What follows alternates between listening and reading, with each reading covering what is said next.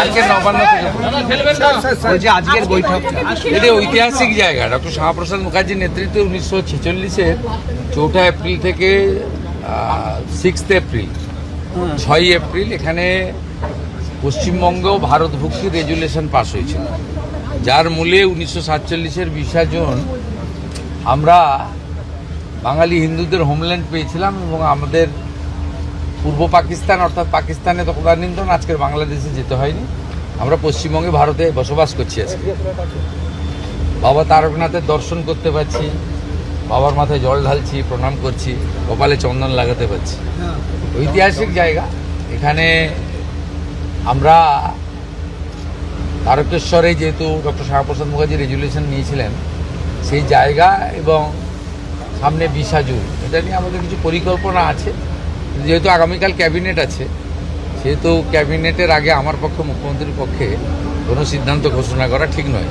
কালকে ক্যাবিনেট মিটিংয়ের পরে আমি নবান্নতে আপনাদের জানি। কিন্তু এরকম একটা পবিত্র জায়গা দীর্ঘদিন এমন একজনকে করেছিল যাতে এখানকার মানুষের ট্রাস্টি বোর্ডের মাথা। এখনও ট্রাস্টি বোর্ড ডিফাঙ্ক হয়ে আছে। আমি আজকেই মাননীয় মন্ত্রী অগ্নিমিত্রা পাল এবং প্রধান সচিবকে নির্দেশ দেব যে এখানে একজন এডিএম আছেন অনুজ প্রতাপ, তাকে আমরা প্রশাসক করছি।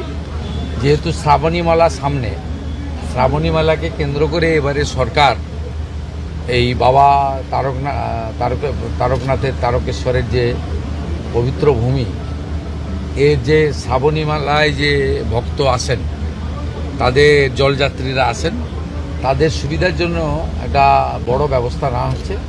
এবং আশু তারকেশ্বর মন্দিরকে কেন্দ্র করে আমরা কিছু কাজ করব। প্রথম তো ওই পবিত্র পুকুর পাড়ে সব রং করে রেখেছে, রঙের কালার তো পরিবর্তন আগে করা দরকার। ওগুলো ঠিক আধ্যাত্মিক বা সাত্বিকতা বা আমাদের সংস্কৃতির সঙ্গে মানানসই রং নয়, ওটা আগে করতে হবে। চোখে লেগেছে। এক্সিএম হাতে সংবিধান নিয়ে হাঁটছে, বলছেন পশ্চিমবঙ্গে গণতন্ত্র বিপন্ন। আমাকে কি একটা ছবি পাঠিয়েছিল, এত দুরাবস্থা আমি জানতাম না।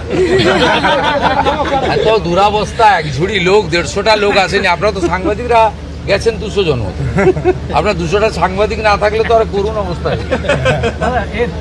তারপরে রাজ্যসভা লোকসভা মিলিয়ে এতগুলো এমপি শুনলাম, 3টে এমপি গেছে, 6 জন এমএলএ গেছে।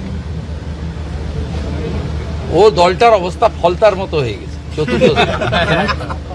কোনো বিধায়ককে 20 বার পর্যন্ত ফোন করছেন যুবরা, সেই দলের কোট আনকোট, যে তারা অসুস্থ শুনেছিলাম। ফোনে করেছেন এরকম। অসুস্থ হলে ফোন করা যায় নাকি? স্যালাইন টেলাইন কিছু চলছে।